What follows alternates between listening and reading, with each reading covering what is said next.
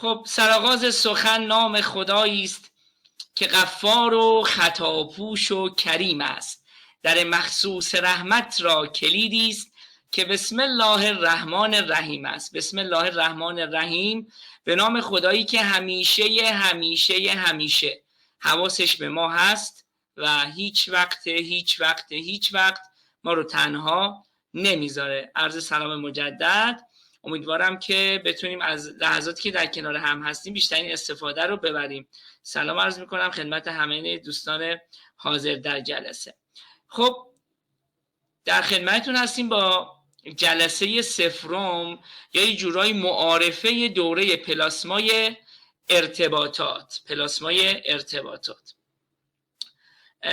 من یه لحظه ببینم که فایل فکر میکنم یه ایرادی داره. یک لحظه عذرخواهی میکنم از همه عزیزان. از اسلاید اولش ببینم که درست ذخیره شده. آها بله، بسیار خوب بسیار عالی. خب یه نگرانی برام پیش اومد که حل شد. خب دوستان، با ارزشترین سرمایه زندگی ما چیه؟ مخاطبین بزرگوار توی چت بنویسن. با ارزشترین سرمایه زندگی ما چیه؟ سریع دوستان، میخوام تند شما تایپ بکنید، منم تند حرفمو بزنم. مرسی. تفکر، زمان، وقت. بسیار عالی. دقیقاً با ارزشترین سرمایه زندگی ما زمان ماست. پس شما و من که الان اینجا حضور داریم و به صورت غیر حضوری داریم زمانمون رو میذاریم و از زمان همدیگه استفاده میکنیم، با ارزشترین سرمایه زندگی خودمون رو آوردیم توی این جلسه. پس من سعی کردم مطالبی رو براتون بیارم توی این حدوداً 90 دقیقه‌ای که در خدمت شما هستم که ارزش این سرمایه گذاری رو انشالله داشته باشه. خب جلسه صفرم پلاسمای ارتباطات. برو بریم. یه سوال، چرا من میگم پلاسمای ارتباطات؟ پلاسما مگه تو خون نیست؟ پلاسما چیه؟ قسمت من که رشتم علوم پزشکی نیست، ولی قسمت به زبان ساده قسمت مایع خون رو میگن پلاسما. درسته بزرگواران؟ علمای علوم پزشکی میفرمایند که پلاسما سلول خونی توش نیست، اما اگر پلاسما نباشد عملا خونی به جریان نمی افتد. حرف من اینه، من میگم سلولهای ارتباط خوب و موفق و ارتباط مؤثر در وجود همه آدم ها هست. من فقط سعی میکنم بهشون کمک بکنم پلاسماشو پیدا کنن که این ارتباطات به جریان بیفته و در عمل هم دیده بشه. خب میریم برای معارفه. من سید حمزه حسینی مطلق هستم، همینجوری که میبینید، مؤسس و مدیر وبسایت آموزشی رشد پلاسما و یه مرکز ازدواج هم دارم با همین عنوان. دارای مدرک مستری آکادمی MPT اتریش، دارای دکتری فقه و حقوق اسلامی دانشگاه تهران. البته دارم رساله‌مو دفاع میکنم. مدرس گروه معارف هستم تو اخلاق اسلامی. تو جشنواره‌های مختلف بالاخره تونستم رتبه های خوبی بیارم تو بخش سخنوری و اینها، و در حال حاضرم تو مرکز تحقیقات سلامت معنوی دانشگاه علوم پزشکی یزد مسئول آموزش هستم و حوزه علاقه‌مندیم هم بحث ارتباط، ازدواج و حول و حوش این مسائل و سلامت معنوی هست و خیلی خوشحالم که در خدمت شما عزیزان هستم. قبل از شروع چند تا نکته بهتون بگم. ما 2 تا علامت داریم تو کلاسمون. یکی دو، این البته دو نیست، این وی انگلیسیه، ولی شما تو چت بنویسین دو. 2 تا علامت داریم. یکی من بردم که این وی انگلیسیه، ولی شما تو چت کی از این کار استفاده میکنین؟ اینجوری مینویسین دو. خب کی اینو مینویسین؟ زمانی که یه مطلبی رو گفتم خیلی به دلتون چسبید، یعنی بگین اگر من فقط از این جلسه همینو یاد بگیرم و اجرا بکنم برام کافیه. ببین تقیه آقای نعمت اللهی از الان بهش چسبیده کلا دوره. قربونت برم، زنده باد. و یه منصوتی دادم هم داریم. این مال زمانیه که یه مطلبی شنیدی گفتی اینجوری نباید باشه، به من که همینجوری هم سه اول سوتیه. اوکی خیلی خوب. الان همه یه دو بذاریم من ببینم، مطمئن بشم که همه دو بلدین بذاریم. دمتون گرم، بسیار عالی. سه هم بذارین، سه. خیلی هم خوب، خیلی هم خوب. برو بریم. اگه سوال داشتید لطف کنید اینجا یه علامت دست معمولا داره، علامت دسته رو بیارید، من صداتون رو بس میکنم، سوالتون رو مطرح کنید. حله؟ اینم از این. بریم مسیر دورمون. مسیر دوره پلاسمای ارتباطات این شکلیه. ما اول صحبت میکنیم آقا اصلا چرا برای چی من باید ارتباطاتم رو بهتر کنم. خب دو، میام اجزای ارتباط حرفه‌ای رو میگیم. بعد یه کوچولو، اینا که میخوام بهتون اینجا سرفصلاشو دادم، خودش کل دوره است، ما از هر کدوم یه کوچولو میگیم. بعد بحث مهارت ادراک و در نهایت یه پیشنهاد نهایی داریم که خدمت شما ارائه میدیم. خب سوال اول، چرا من باید ارتباطمو و مهارت‌های ارتباطیمو با دیگران بهتر بکنم؟ یک سوال دیگه. طرف ممکنه بگه آقا چه کاریه؟ چون مثلا پول داشته باش مثلا بقیه‌اش حله. آقا مگه بقیه چه جوری زندگی کردن؟ از این صحبت‌ها. درسته یا نه؟ بریم ببینیم چرا ما باید ارتباطات رو یاد بگیریم. قبوله؟ مورد اول، تحقیق 75 ساله دانشگاه هاروارد بر روی 724 نفر از 1938 میلادی. موضوع چیه؟ عامل احساس رضایت از زندگی آدم ها چیه؟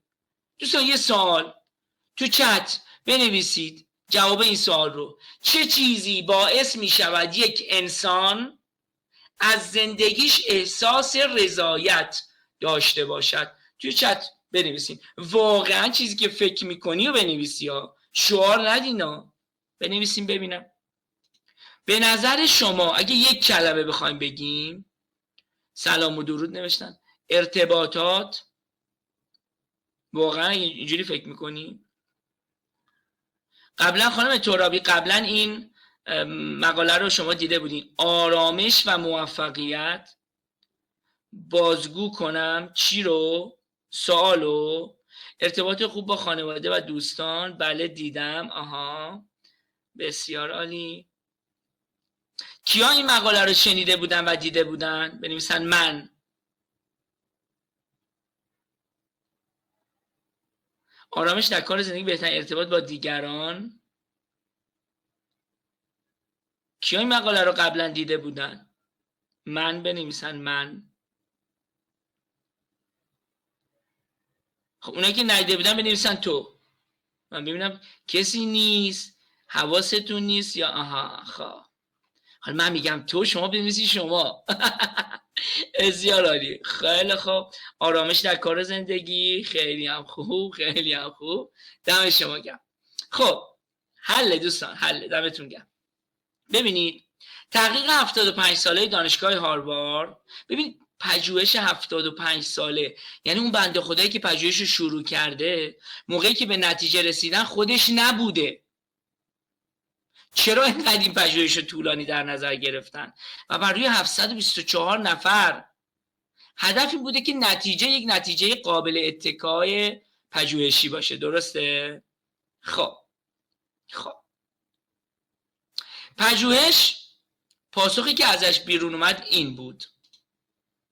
آقای رابرت والدینگر که در واقع گزارش کرد ایشون نتیجه این پژوهش رو، میگه خیلی از مخاطبین این تحقیق در زمان جوانی تصور میکردند شغل، ثروت و شهرت چیزی است که خوشبختی آنها را در زندگیشان تضمین خواهد کرد. اما با گذشت زمان مشخص شد افرادی که روابط اجتماعی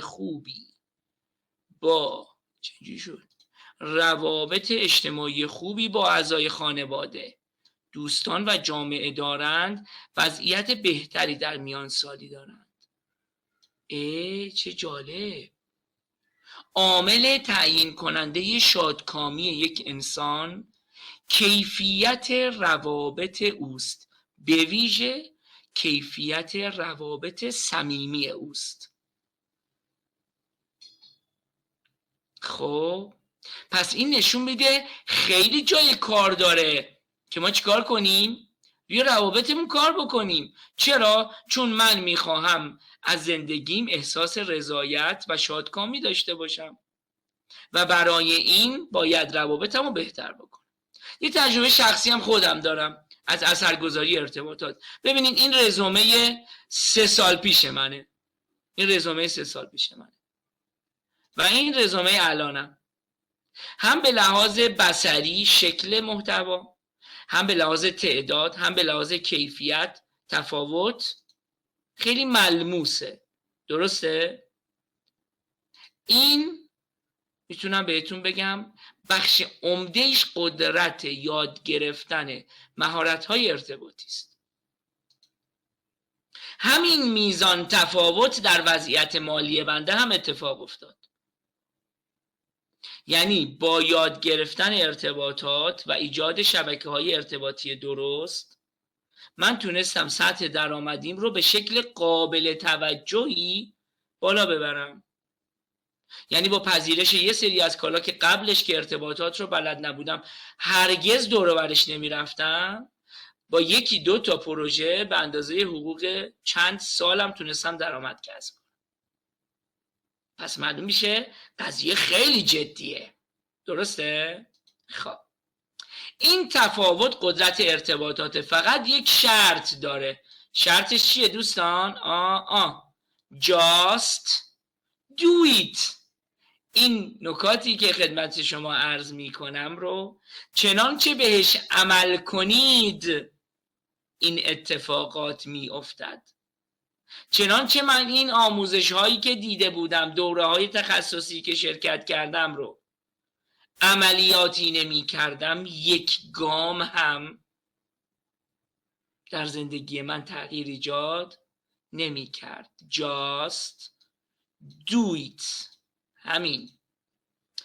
و نکته سوم، من تعداد زیاد فارغ التحصیلانی رو میبینم که به لحاظ سواد و مهارت سطح خوبی دارند، اما چون بلد نیستن ارتباط رو، نمیتوانند به خوبی خودشون رو، خارجیش پرزنت، درستش ارائه، خودشون رو درست ارائه نمیدن. درست شد؟ پس ارتباطات خیلی خیلی کمک کننده میتواند باشد. و اینو ببینید نوشتم ارتباطات حرفه‌ای گاو بنفش ما توی ایران. بزرگواران کیا کتاب گاو بنفش رو خوندن؟ تو چت بنویسن من. اونایی که نخوندن باریکلا شما. کسی نخونده کتاب گاو بنفش آقای ست گادین رو؟ نه. خیلی خوب. آقای ست گادین یک کتابی داره تحت عنوان گاو بنفش که بر اساس یه پژوهش نوشته این کتاب رو. پژوهش چیه؟ اومد یه تصویری رو برداشت، این تصویر این نیستا، یه تصویر ساده است پر از گاو نقاشی. مگه کتاب بنفش هم نوشته؟ گاو بنفش نوشته. یه تصویری رو برداشت، نقاشی گاو بود، یه گله گاو توی نقاشی بودن، یه دونه از این گاوا اون گوشه تصویر بنفش بود. بعد این تصویر رو مثلا به 1000 نفر نشون داد. بعد دید عدد بعد ازشون یه سوال پرسید، یک سوال: شما در این تصویر چه میبینید؟ چی گفتن؟ چی گفتن دوستان؟ گفتن توی این تصویر چی میبینن؟ آفرین. اکثر قریب به اتفاقشون گفتن گاو بنفش. یعنی چی؟ یعنی شما اگر متمایز باشی دیده میشوی. میخوام بهتون بگم چون توی نظام آموزشی ما خیلی ارتباطات جدی گرفته نشده، یعنی یاد نگرفتیم کی عذرخواهی کنیم کی عذرخواهی نکنیم. وقتی میخوایم عذرخواهی کنیم چجوری عذرخواهی کنیم؟ چجوری تو صف وایسیم؟ چجوری نوبت رو رعایت کنیم؟ چجوری اجازه ندیم حقمون رو بخورن؟ چجوری درخواست کنیم؟ چجوری جواب درخواست بدیم؟ اینا مهم نبوده که ما یاد بگیریم دیگه.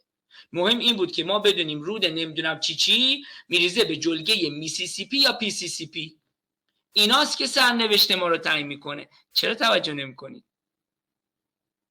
خب حالا ما یاد نگرفتیم. دو تا راهکار داریم. یک، بگیم اینا با این نظام آموزشیشون من اگه الان فلان بودم فلان شده بودم، من استعدادام سوخت. مدل دوم چیه؟ آقا بپذیرم که من ارتباطات رو بلد نیستم. 90% گیر کار ما اینجاست که نمیپذیریم ما ارتباطات رو بلد نیستیم. بپذیرم که من ارتباطات رو بلد نیستم، خب حالا بیام روش کار بکنم. و کسی که تو جامعه ما ارتباطات حرفه‌ای رو یاد بگیرد و بهش عمل کند، این گاو بنفشه اوست. یعنی چی؟ یعنی یه دانشجویی اگر تو ارتباطات حرفه‌ای شد، یه دانشجویی اگر تو ارتباطات حرفه‌ای شد، اساتید ازشون سوال میشه بعضن، میخوام یه نفر رو استخدام کنیم، از بیرون میان، از خود مجموعه میان، یه نفر رو میخوایم با جربوزه باشه. کی خوبه؟ استاده؟ مطمئن باشید یکی از اشخاصی که همیشه گزینه اساتید هست اونه که تو ارتباط قوی باشه و بتونه خوب خودش رو ارائه و نشون بده. البته این به این معنا نیست که انسان تهی باشه و ادا در بیاره، معناش قطعا این نیست. ولی ما خیلی از آدم‌ها رو داریم توانمند، توان ارائه خودشون رو ندارن. خیلی خوب، یه تمرین میخوایم انجام بدیم. 2 نفر داوطلب باید داوطلب بشن، 2 نفر که ما صداشون رو بس کنیم. کیا داوطلبن؟ تو چت بنویسن من. یه تمرین میخوایم با هم انجام بدیم، یکی از تمرین‌های مهارت‌های ارتباطی است.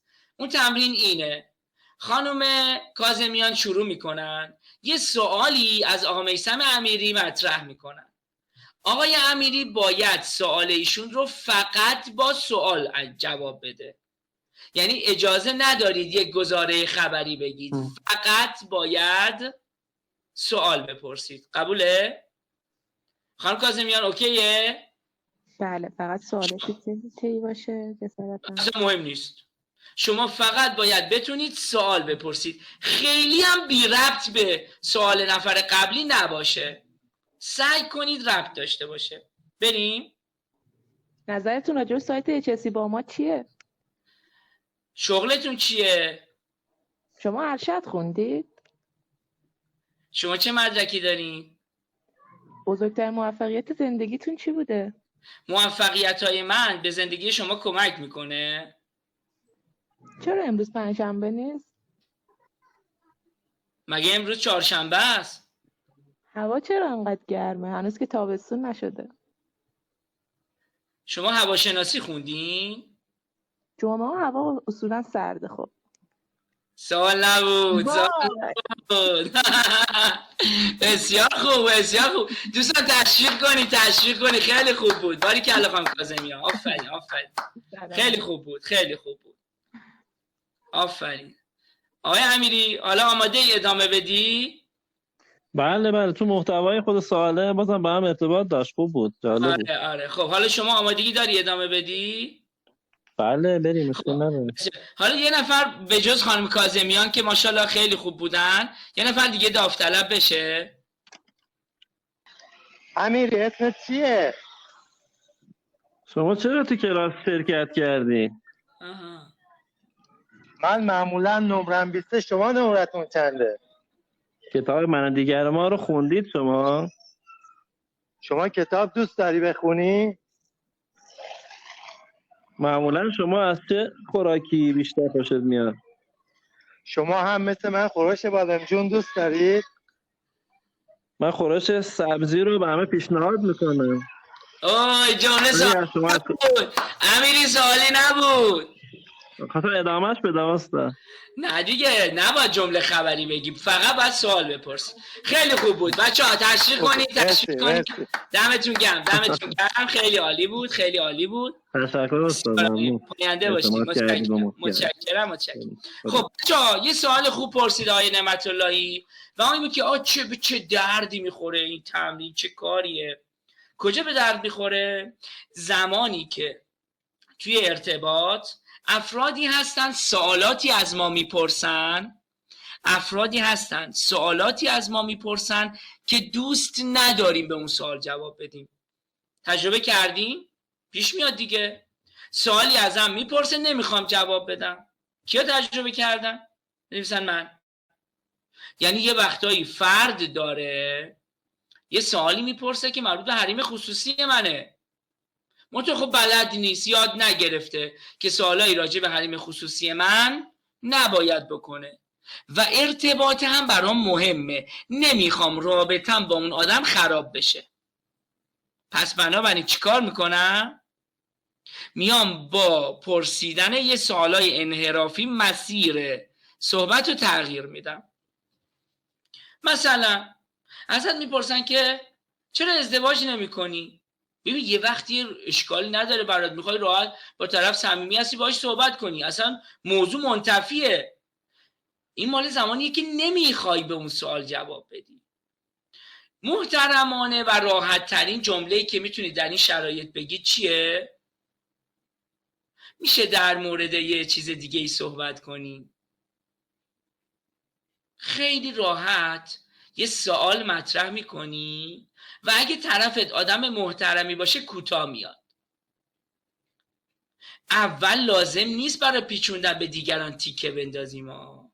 یعنی بعضیا میگن که خب من الان سوال میپرسم، شما سوال بپرس. خب میگم خانم شما چرا ازدواج نکردید؟ به شما ربطی داره؟ شما مسئول ازدواج دیگرانی؟ نه، نمیخواد اینقدر سریع بری سمت سوالای خطرناک. میشه با یه سری سوالای محترمانه هم به طرف رسوند که من سوالتو دوست نداشتم. میشه راجع به یه موضوع دیگه ای صحبت کنیم، میشه فعلا راجع به این حرف نزنیم. ببین فرق آدمی که ارتباطاتو بلده با اونی که بلد نیست همین جاها مشخص میشه. یکی تیکه میندازه، یکی خواستشو خیلی شفاف و ساده مطرح میکنه. مرسی خانم کاظمیان. درست شد؟ خیلی خوب. حالا میخوام بهتون بگم این یکی از چیزاییه که ارتباطات به ما یاد میده. بریم سراغ مطلب دوم، اجزای ارتباط حرفه‌ای. آدم‌های معمولی دوستان توی ارتباطات این شکلی هستند. فکر میکنن هر چیزی که من به طرفم میگم، طرفم هم منظور من رو به درستی متوجه میشه. من حرفی رو میزنم، طرفم باید بفهمه دیگه. من که چینی ژاپنی صحبت نمی کنم که، دارم به زبان فارسی حرف میزنم، اونم فارسه، باید حرف منو بفهمه. اگه نمیفهمه یه مشکلی داره طرف. پس ارتباط از نظر آدم‌های معمولی اگه بخوایم توی یک گزاره بگیم، میگه من بهش میگم چه خوشتیپ شدی. اونم میفهمه چی؟ چه خوشتیپ شدی. تمام. ارتباط از نظر آدم‌های معمولی این شکلیه. حالا بیام یه لول بریم اونورتر. ارتباط از نظر آدم‌های تعطیل. آدم‌های تعطیل یعنی چی؟ آدمای عادی یعنی چی؟ یعنی آدمی که در این زمینه آموزش ندیده. ما به هر آدمی در هر زمینه ای آموزش ندیده میگیم تو اون زمینه او یک انسان عادی است. آدم تعطیل یعنی خیلی اوضاعش خرابه. جمله اون آدمایی که توی ارتباطات تعطیلن اینه: من بهش نمیگم، خودش باید بفهمه. درسته من اینو نگفتم، خودش هم شعور نداره، خودش هم نمیفهمه، خدا وکیل این جمله رو به کار نمیبرید؟ حالا من نگفتم، خودش نباید بفهمه. این جمله آدمای تعطیله از نظر ارتباطی. خب اما ارتباطات حرفه‌ای چی میگه این وسط؟ ارتباط حرفه‌ای میگوید ما در یک ارتباط 5 رکن داریم: فرستنده، گیرنده، یک پیام این وسط داره جابجا میشه، یه سری نویزها اینجا وجود داره که پیام رو تحت تأثیر قرار میده و در نهایت واکنش است که نشون میده آیا پیام فرستنده همان گونه که در ذهن او بوده است به این منتقل شده یا نه. جالبه ها. و ممکنه از جانب فرستنده یه ایراداتی باشه، از جانب گیرنده یک ایراداتی باشه، در پیام ما، در نویزهایی که این وسط وجود داره، یا در واکنش طرف یک جوری واکنش نشون بده که این ارتباط به درستی اتفاق نیفته. کی ارتباط به درستی اتفاق میفته؟ زمانی که آنچه فرستنده میخواهد به گیرنده منتقل نماید عیناً انتقال پیدا کنه. درست شو؟ جالبه به نظرتون موضوع؟ پس یه اجزایی وجود داره که ارتباط حرفه‌ای رو از ارتباط معمولی متمایز می کند. درست شد؟ خب بچه ها، خداوند بدنهای ما رو برای نشستن طراحی نکرده. پس بنابراین موقعی که بیش از 45 دقیقه میشینیم، بعدش هم باید بفرمایید بخوابیم. این خیلی طبیعیه. درست شد؟ حالا چیکار میکنیم؟ بلند میشیم از سر جامون، دستا رو بزنید توی پیشونی، اصلا اینجوری صاف وایسین، دستا رو بزنید توی پیشونی، سر رو به دست فشار بدید. دست رو به سر فشار ندین، مرای گردن آسیب میبینه. سر رو به دست فشار بدیم، میگیم 1 2 3. 1 دست رو پشت سر، شما ایستادین ها. 1 2 3 2 1 2 3 3 1 2 3 4. درست شد؟ همتون انجام دادین؟ اونایی که انجام دادن بنویسن من. زود باشین. باریکلا، آفرین، خیلی هم عالی، خیلی هم عالی. این هدف ما از این کار، نه انرژیا بیاد بالا. حواسش هست. خدا خیرت بده خانم محمد. خب این از این تا به اینجای کار. حالا اجزای ارتباط حرفه‌ای رو گفتیم. حالا یکی از چیزایی که ما رو به شدت قدرتمند میکنه به عنوان کی؟ به عنوان فرستنده و به عنوان گیرنده، که دو تا از مهمترین ارکان ارتباطن و بعد پیام. خب یکی از چیزایی که خیلی کمک میکنه بحث مهارت ادراکه. یه جمله اینجا نوشتیم: مهم نیست دیگران چی فکر میکنن، مهم اینه که من درست عمل کنم. کیا با این جمله موافقن؟ تو چت بنویسن من.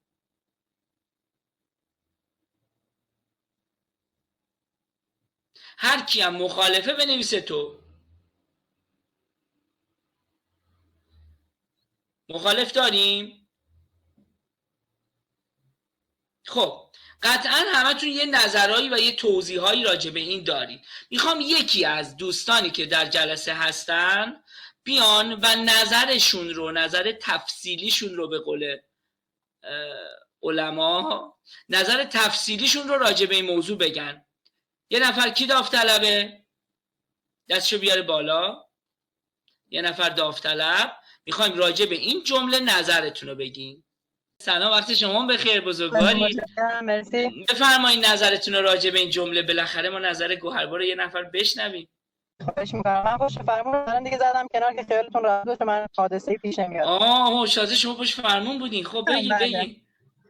خب فرمودین که مهم نیست دیگران چی فکر میکنن، مهم اینه که من درست عمل کنم. به نظرم به نظرم درست بودن یه قضیه یا یه کاری از هر نظر هر کسی میتونه، چون هر کسی زوایای مختلفی از این موضوع آفرین آفرین. ممکنه نظرات با هم دیگه فرق کنه، ولی درست بودن یک موضوع رو شاید یک سری قوانین کلی هم میتونن اینو تعیین کنن، اینکه طبق عرف باشه، طبق قوانین باشه، طبق چارچوب مثلا خانواده باشه، طبق چارچوب کاری باشه، بالاخره یه چارچوبایی واسه اون موضوع تعیین شده که اگه طبق این چارچوبا باشه پس قطعا درسته، چون نظرات شخصی میتونه متفاوت باشه. حالا اگه سوالی داری من در این حد خدمتتون هستم، اگه سوالی داری بپرسی من جواب میدم.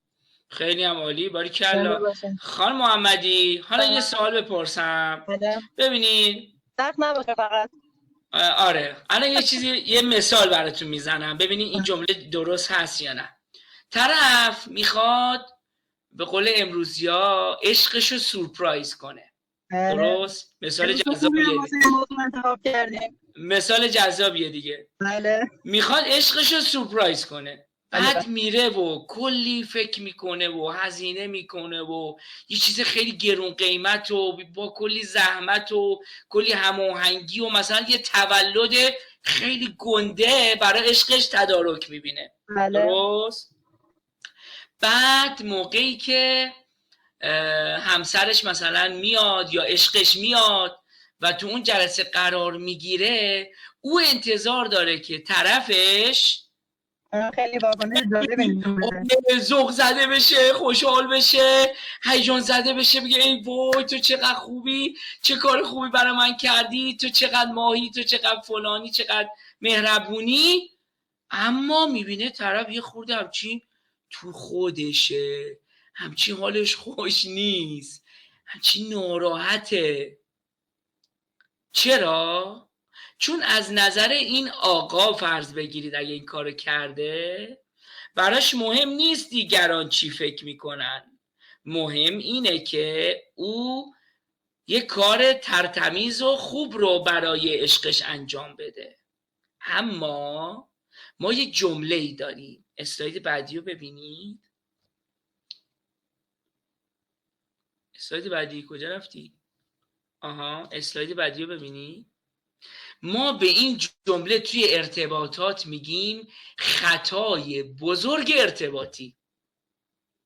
یعنی زمانی که من در مورد سرنوشت زندگی خودم دارم تصمیم میگیرم، دقیقاً جمله درستیه، مهم نیست دیگران چی فکر میکنن، با اونا مشورت میکنم، نظرشون رو میگیرم. اما پس توی ارتباطات اینجوری نیست. 50% قضیه حداقل یکی دیگه است، چون یک رابطه حداقل بین دو نفره. درسته؟ ما میتونیم بگیم مهم نیست طرف چی فکر میکنه، مهم اینه که من کار درست رو انجام بدم؟ نمیتونیم. تو مسائل شخصی خودم، آقا کی بخوابم، کی بیدار بشم، چه رشته‌ای بخونم، راجع به این مسائل شخصی زندگی خودم، چه شغلی رو انتخاب کنم، بله، از قضاوت کردن یکدیگر اینجا ربطی نداره. نه دیگه ربطی نداره. وقتی یک موضوع راجع به سرنوشت دو نفر است، یک نفر در مورد او نمیتواند تصمیم بگیرد، این چه ربطی به قضاوت داره؟ این قضاوت داره میکنه، اون یکی میگه آقا این زندگی منم هست، تو رفتی خونه دیدی، پسندیدی، معاملم کردی، تازه به من نشون میدی. درسته یا نه؟ آره آیا میری؟ پس این جمله توی رشد فردی و جایی که مربوط به مسائل شخصی خودم جمله درستیه. اما در خصوص ارتباطات یک خطای استراتژیکه. درست شد؟ متشکرم از خانم محمدی که با اینکه پشت فرمون بودن انرژی گذاشتن، وایسادن و صحبت کردن. زنده باد. چقدر جالب، چقدر جالب. بله بله بله. حالا کسی که میخواد سورپرایزتون کنه باید اینو بشنوه. تولدتون هم مبارک. یه دست به افتخار خانم محمدی. ماشاءالله، مبارک مبارک. دیشتری دیرین ماشاءالله به قول بچه ها و اینا. Happy birthday to you. بله. آها کنارشونه داره میشنوه. خیلی عالی، خیلی عالی. آقا یه جوری سورپرایز کنین که خلاصه بنده خدا خودش خوشش میاد. اون مثالی که براتون زدم میدونی قضیه چی بود؟ خانوم از اون تیپ آدمای درونگراست که دوست داره سورپرایزها 2 نفره باشه. داریم بعضی این شکلی ها. هر چقدر تو تلاش کردی او سیستمش این شکلی نیست. آقا حال نمیکنه با سورپرایز توی جمع، بهش سخت میگذره. حالا هر چی تو بگی، حالا هی بگو نه من خیلی زحمت کشیدم، میدونی من چه هزینه کردم، حیف من که اینقدر وقت گذاشتم، حیف من که اینجوری کردم. درسته؟ دم شما گرم. خیلی خوب. اتفاقا چیزی که در رابطمون با دیگران مهمه ادراک اوناست. یعنی وقتی من میخوام یکی رو سورپرایز کنم مهم اینه که او سورپرایز بشه، نه از نظر من این سورپرایزه. درسته یا نه؟ درسته دوستان؟ مرسی آقای امیری از دوت، متشکرم، دمتون گرم. خب ببین ما به ادراک، مهارت ادراک میگیم شاه کلید مهارت‌های ارتباطی. آقا الان این آقا درست میگه، آقایون خانوما این آقا درست میگه یا این آقا؟ کی درست میگه؟ شاید از نظر شما هیچ کدوم، ولی هر دوتا دارن راست میگن. میگه آقا به پیر به پیغمبر این 8، میگه برو به حضرت عباس این 7. میگه عزیز من دارم میبینم 8. میگه نه عزیز من این 7. ادراک یعنی برداشت ما از واقعیت بیرونی. هر کسی از یک زاویه‌ای دارد واقعیت رو میبیند. حالا این ادراک چی هست؟ یه داستان مفصله.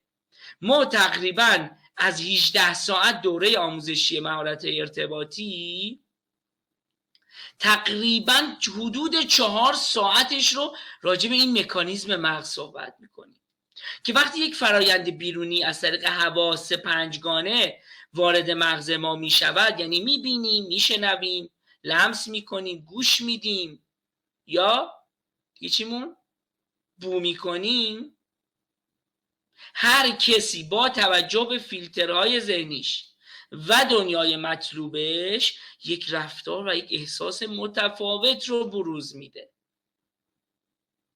حالا فیلترها چیه؟ دنیای مطلوب چیه؟ اینو کلی داستان داره خودش و تمرینای جالب و داستانای خیلی خوب. بسیار عالی، خیلی هم خوب. راجع به مهارت ادراک بچه ها ما یک جمله ای داریم. بعضی اشخاص دکتر سخته میشه باهاشون ارتباط گرفته، با اونا چطوری با بعضی از افراد سخت ارتباط گرفتن. بله درسته، ما بهشون میگیم آدمهای بدقلق توی ارتباطات. ای نسخه نامه الهی که تویی، وای آینه جمال شاهی که تویی، بیرون تو نیست هرچی در عالم هست، از خود هر آنچه خواهی که تویی. بله متشکرم. خیلی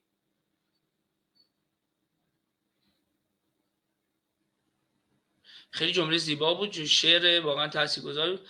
قسمت اول بحث متأسفانه نتونستم وارد بشم، اگه امکاناتی هم خودت توضیح باشه چشم.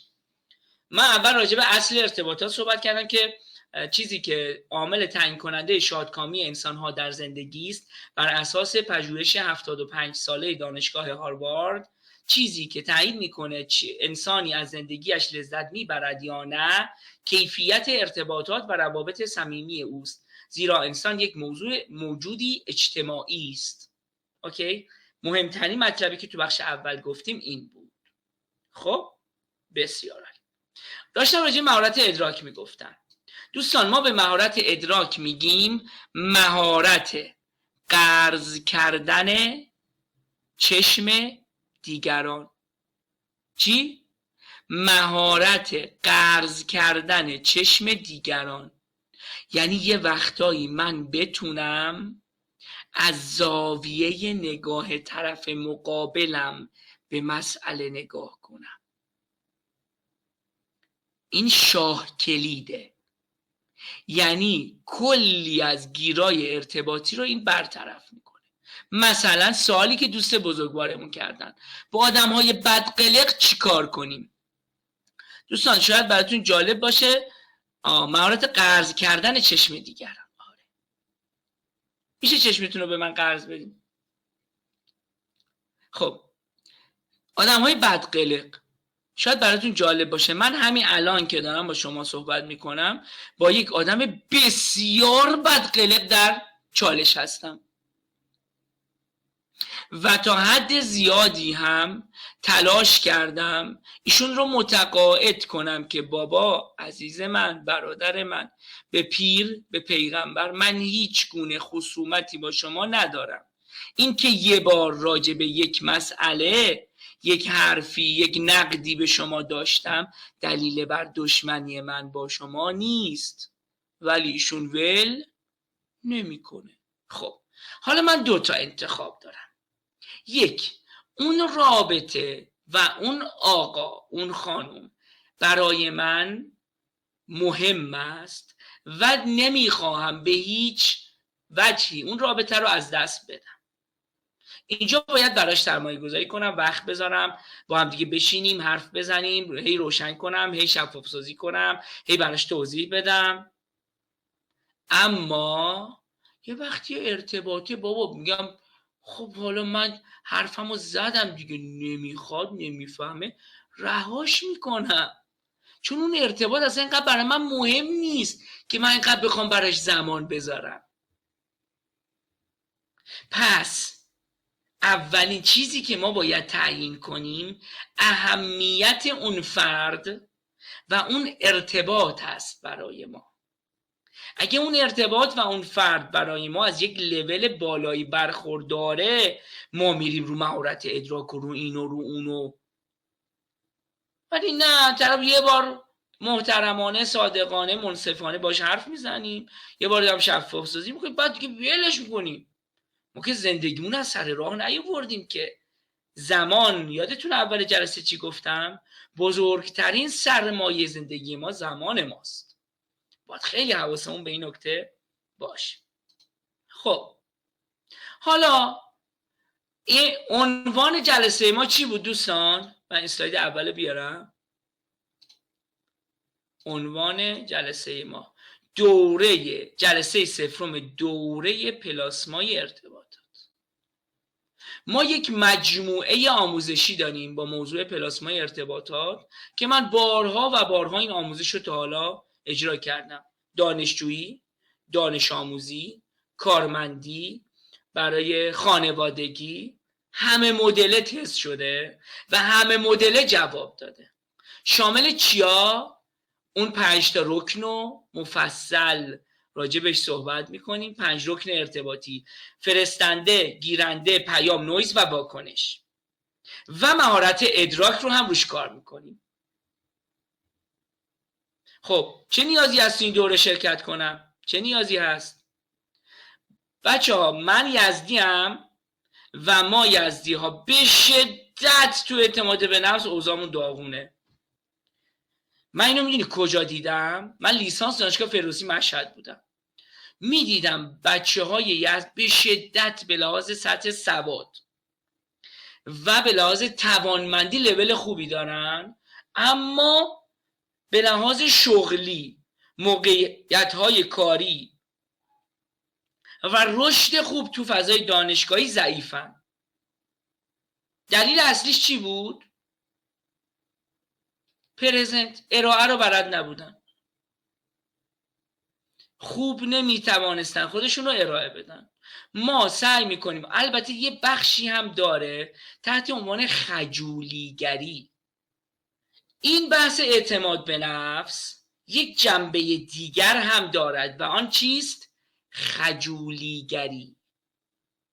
یعنی ما 2 تا مبحث داریم: یک، ارتباط، مهارت‌های ارتباطی که بیس آموزش‌های ماست، یعنی پایه‌ای ترین آموزشی که من به هر کسی پیشنهاد میدم بحث مهارت‌های ارتباطی.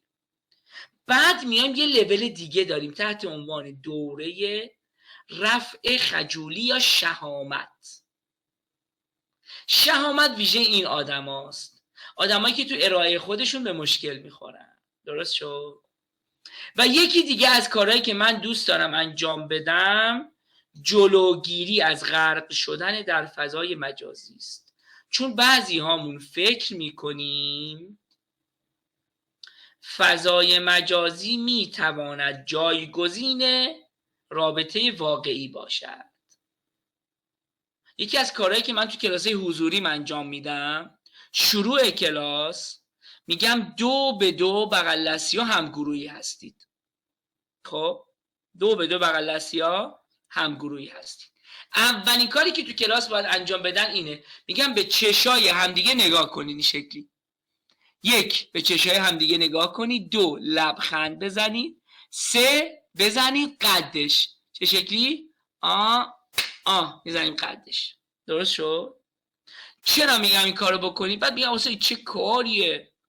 مگه اینجا عمو پورنگه؟ میگم نه، یه نکته‌ای وجود داره. ما در طول شبانه روز اگر دقت کنیم به رفتارهامون، ما در طول شبانه روز به چشمان عزیزترین افراد زندگیمون بعضا نگاه نمی کنیم. یعنی چی؟ یعنی اینجوری: آره حواسم به توه. عجب جدی میگی؟ عجیبا، چرا اینجوری شده اون وقت؟ هست یا نیست؟ چقدر از ارتباطاتمون، نمیگم با آدمای الکیا، با آدمایی که برامون مهمن، اینجوری ارتباط برقرار میکنیم. بچه ها هست یا نیست؟ اینجوری هست یا نیست؟ تو چت بنویسید. آها. حالا حرف من چیه؟ پیام ما به جایی میره که نگاه ما میره. فرض بگیر الان ساده ترین چیزش همین کلاس. فرض بگیر من اینجوری ارائه میدادم به شما. آره دیگه. بعد توی کلاس های ما بحث ارتباطات خیلی بحث مهمیه. 5 تا رکن داره. یعنی به شما نگاه نکنم چه حسی دریافت میکنید؟ بچه چه حسی دریافت میکنید؟ میگی چه اینجوری؟ اصلا حواسش به ما نیست. خب قربونت برم، هر آنچه برای خود میپسندی برای دیگران هم بپسند. پیام شما به جایی میره که نگاهت میره. باریکلا، حس بی‌توجهی. بچه‌ها من این پسر 7 ساله دارم. موقعی که دارم با لپتاپ کار میکنم، با گوشی دارم یه چیزی مینویسم، کتاب میخونم، اینا میاد کنارم شروع میکنه حرف زدن. بعد یه 2-3 تا جمله میگه، بعد میگه که به لهجه یزدی میگم ببینید آقا جون نگام کنه، چرا نگام نمیکنه؟ نگام کنه من بگمتون. یعنی تا بهش نگاه نکنم حرفشو ادامه نمیده. بچه کوچیک اینو متوجه میشه، آدمهای بزرگ هم قطعا اینو متوجه میشن، ولی اون صداقت بچه رو ندارن که راحت بینی حرفو بزنن. درست شد؟ آقای امیری هم میگه 4 تاش از سر کلمون داره بالا میره. خدا قبول کنه، خدا حفظشون کنه ایشالله براتون، سایتون مستدام. خیلی حالا 1 دقیقه بهتون فرصت میدم، 1 دقیقه بهتون فرصت میدم با توجه به نکاتی که تو الان شنیدید بگید چه تصمیمی گرفتید. یادتونه اونجا گفتم حرفایی که دارم بهتون میزنم اثرگذاره، ولی یک شرط داره: just do it. میخوام اقدام عملی تو الان بنویسی. تو الان چه تصمیمی گرفتی؟ چه تغییری در رفتارت قراره ایجاد بکنی؟ چه کاری تا به امروز انجام نمیدادی که قراره انجام بدی، یا انجام میدادی که دیگه قرار نیست انجام بدی؟ تو چت بنویس. 1 دقیقه شما از الان شروع شد.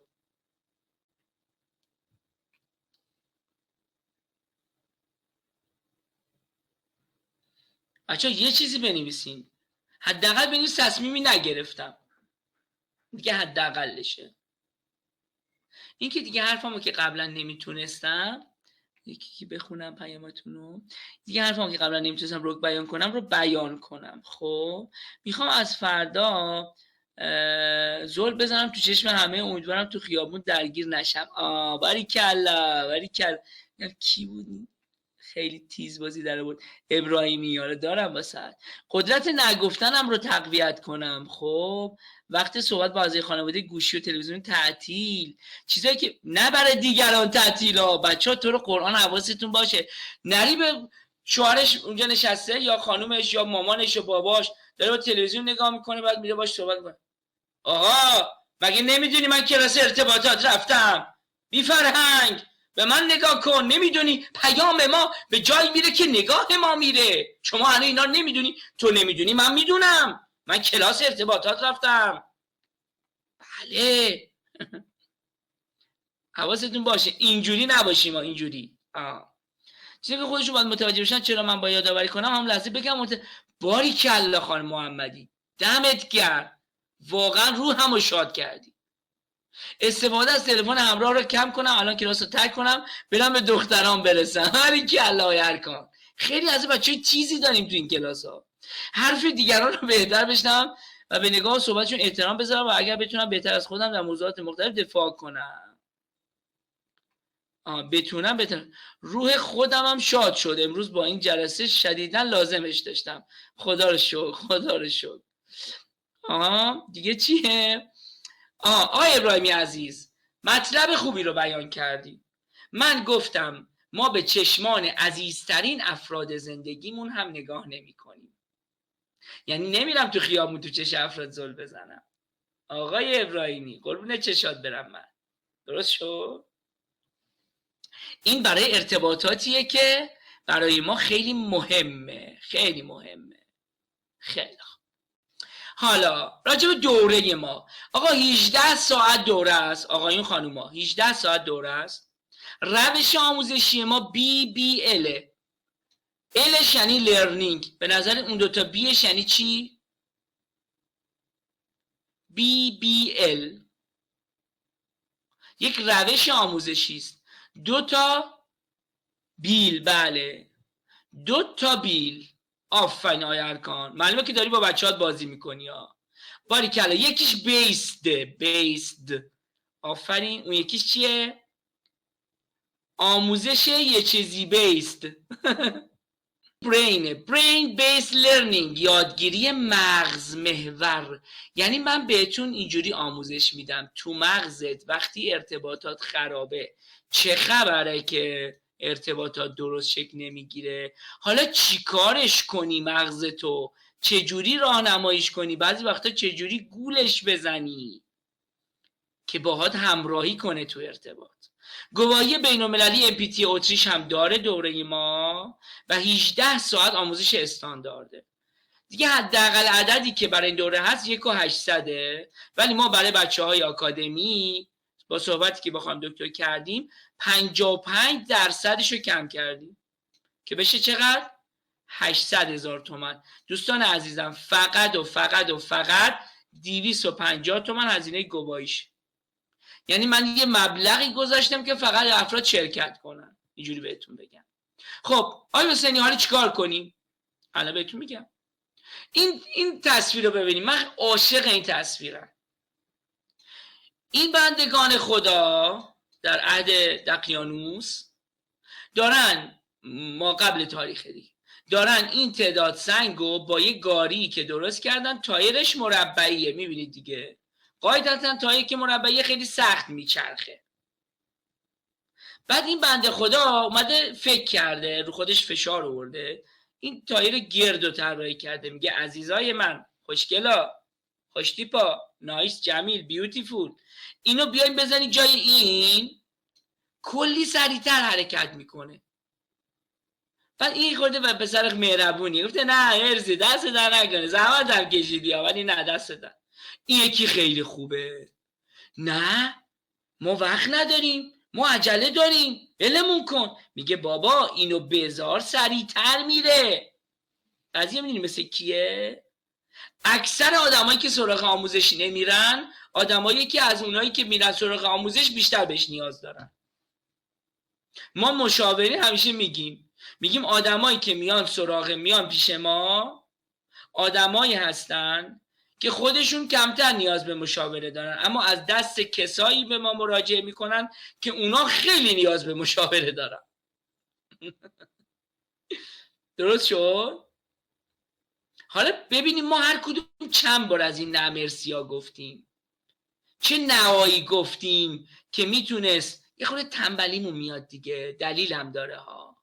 میدونید چرا ما این نه مرسی ها رو میگیم؟ بچه خدا وکیلی تو چت بنویسین اگه از این نه مرسی ها گفتین 3 رو بذارید، اگه نگفتین 1 رو بذارید.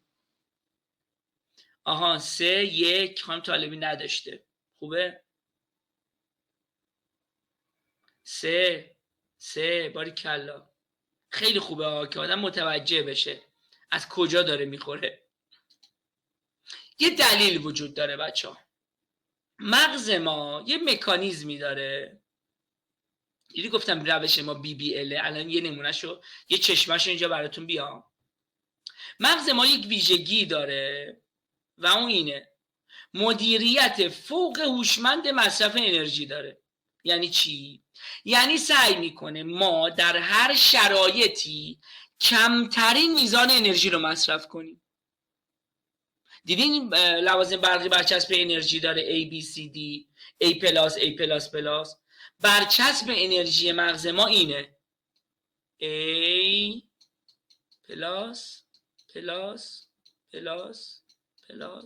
همینجوری برو تا آخر پلاس، A بی نهایت پلاس. فوق العاده هوشمنده و سعی میکنه کمتر انرژی مصرف کنیم. خب حالا زمانی که شما بخوای نقاط ضعفت رو پیدا کنی و خودت رو به سمت بالا حرکت بدی، نیاز به چی داری؟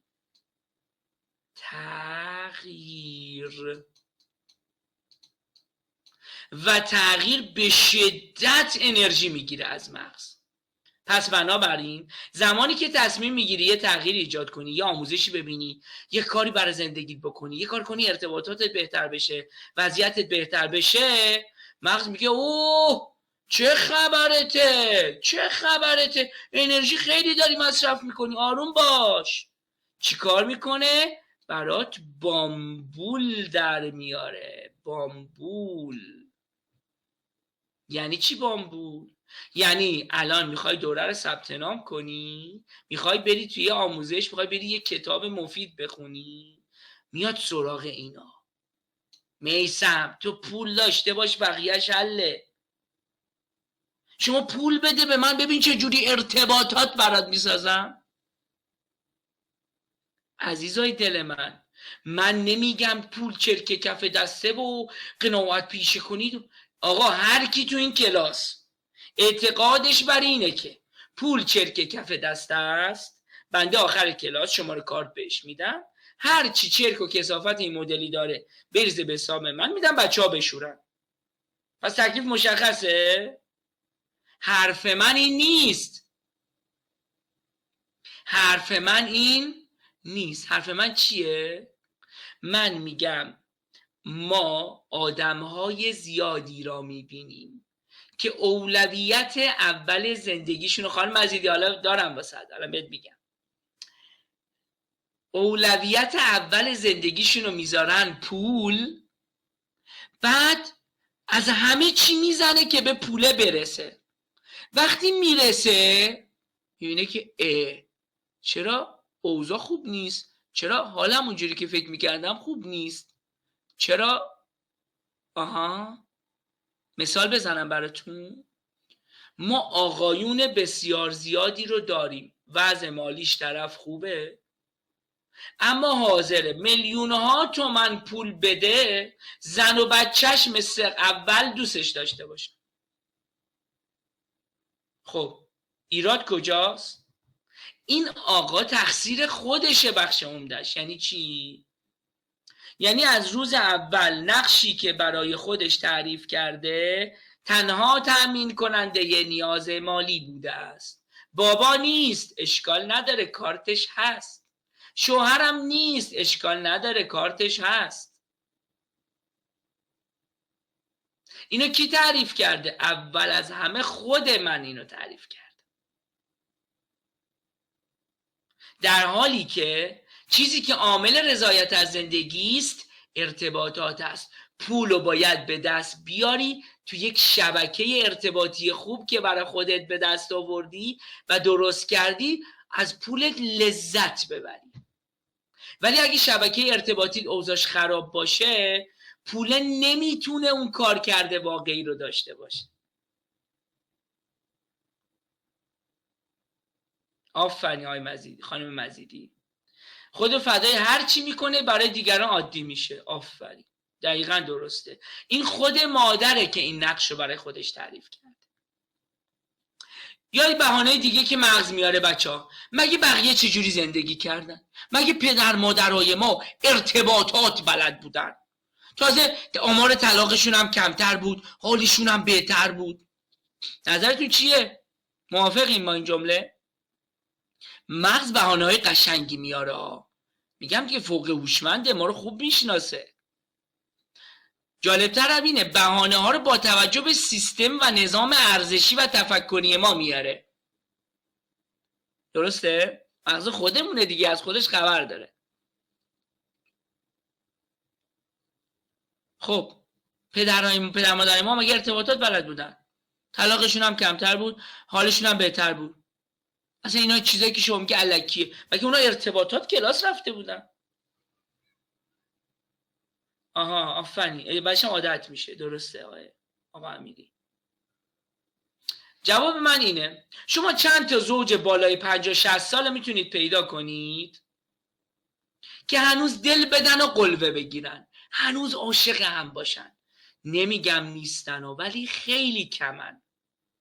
دلیلش اینه اونها باریکلا دور بودن از احساسات، تو بیان احساسات، تو بیان عواطف مشکل داشتن. بابا طرف عضو هیئت علمی دانشگاه بود، خانم دکتر، به من میگفت من بابام مامانم رو تو خونه صدا میزده مصطفی، که اسم خانومش رو تو خونه نبره. خب حالا من میگم قدیمی ها هر چی داشتن بعد پیف پیف، نه، یه چند تا ویژگی خوب داشتن، ما اونا رو یاد بگیریم، در کنارش نقطه ضعفاشون رو پوشش بدیم، به خاطر اینکه زمانه ما با زمانه آنها بسیار متفاوت است. راجع به گواهی خانم دکتر باید بگن، نمیدونم آقای امینی. اگه هر چی خانوما بگن آقایون بگن چش، همه چی حله. آفرین خانم محمدی، واقعا راهکاراشون طلاییه. اصلا زانوام به لرزه در اومد، خدا شاهده. ویژگی‌های قدیمی‌ها که خوب بود، قناعت، گذشت رو خوب بلد بودن. ما باید این دوتا رو ازشون یاد بگیریم. درست شد، خانم نظریه هم تایید کردن. احترام، باریکلا. اما ارتباطات ضعیف بودن، تو گفتگو ضعیف بودن. ضعیفه، نمیدونم از این اصطلاحات به کار می‌بردن. درسته؟ بعضی اصلا شوهرشون با فامیل صدا می‌زدن. خب نکته بعدی که مغز ما بهانه میاره اینه آقا این حرفایی که شما میزنی خوبه ولی تو این مملکت جواب نمیده. آقای حسینی اون تحقیق مالی دانشگاه هاروارده، تو مملکت واسه هیچ چیز نینا نیست، اصلا اینا جواب نمیده. اینجا هیچ چیز سر جای خودش نیست. شروع میکنه میره بحث‌های سیاسی، میزنه به در، میزنه به دیوار. که چی؟ حالا اینا رو گفتی که چی؟ الان درست شد؟ الان شما خارجی شدی؟ الان شما رو ترانسفر کردن؟ الان جذب شدی؟ نه دیگه. این طرز فکر ثمرش چیه؟ خداوکیلی ثمرش چیه؟ ناامیدی. نتیجه ناامیدی چیه؟ عدم تلاش. نتیجه عدم تلاش چیه؟ از این جایی که هستم بعد تر میشم. تمام.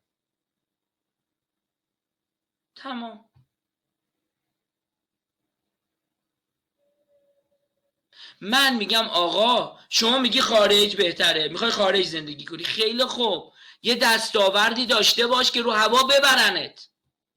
اینکه هی بشین اینجا بگی نه این مملکت فلانه، این مملکت چیزی فلان شده، این مملکت.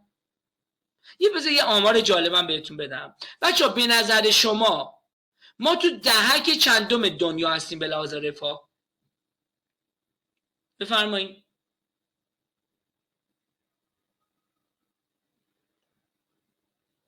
بگین بفرمایید بچه ها، جواب منو بدین. به نظر شما ما تو دهک چندم هستیم توی جهان؟ از 1 تا 10. 1 میشه مرفه ترین، 10 میشه پایین ترین. خدا وکیلی نظرتون رو بنویسین. میخوام به جای خوبی برسیم. دهک 7. خب دهک 8. در خوشبینانه ترین حالت ممکنه 3. بعد از منچستر اولی. باریکلا، خیلی هم خوب. به نظرم با اینکه شرایط سخته با این حال خیلی رفاهیات هست. خب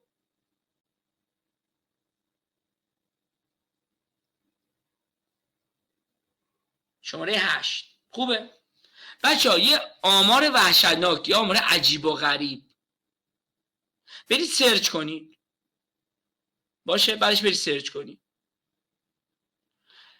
تعداد آدم هایی که در کره زمین از آب آشامیدنی سالم محرومن. این دیگه اولین اصل توی چیه؟ توی رفاهیات دیگه. وقتی آب آشامیدنی سالم نداره نه که میتونه بره بخره ها، اصلا در دسترسش نیست. آب توان دسترسی به آب آشامیدنی سالم را ندارد. متاسفانه عددش از ذهنم رفته.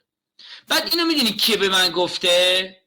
یه روحانی در دفاع از نظام جمهوری اسلامی نگفته ها، یکی از اساتید من گفته که به شدت خودش مشکل داره و ایراد داره و عرضم به حضور شما نقدای اساسی داره، ولی میگه ما یه مشکلی داریم، ما ایرانی‌ها احساس بدبختیمون خیلی بیش از بدبختیمونه. یعنی میزان خودزنی و میزان خود تحقیریمون به شدت بالاست. برید فضای اینستاگرام مخاطب عامو ببینید، به شدت بالاییم تو این. درست شد؟ و نکته آخر، تمرکزمون رو مشکلاته. احساس این که جا موندیم از کل دنیا بیشتره، این واضحه. آفرین، باریکلا. و جواب این بهانه‌ها برای چیه؟ ببین چقدر جالبه. مغز میخواد فرافکنی کنه دیگه، هی ما رو به در و دیوار میزنه. و بهانه 4، اینا فکر جیب خودشون هستن، گول نخور. من یکی از کارهایی که تو کلاسام انجام میدم، از اونجایی که به محتوایی که ارائه میدم خیلی مطمئنم، یکی از کارهایی که انجام میدم اینه: تا پایان طرف ثبت نام میکنه، هزینه‌شو پرداخت میکنه، تا پایان جلسه اول گارانتی بدون قید و شرط بازگشت وجه داره. یعنی چی؟ یعنی طرف ثبت نام میکنه، جلسه اول کامل میاد، بعد میگه نه خوشم نیومد، فایده نداره، چیزی یاد نمیگیرم، بدون قید و شرط پولش پس داده میشه. دیگه از این بالاتر من نمیتونم گارانتی بدم. و اما هدیه‌ای که من برای شما آوردم کتاب استاد، این دلیل برای این نمیشه که من یادم بره مبدأ زندگی خودم هستم و بس. اما خب محیط زندگی هم یکی از شرایط موفقیت آدم. بله قطعا داره. من میگم این طرز فکر باعث میشود تو بهتر بشی، در مسیر موفقیت جلو بری یا نری. سوال من اینه.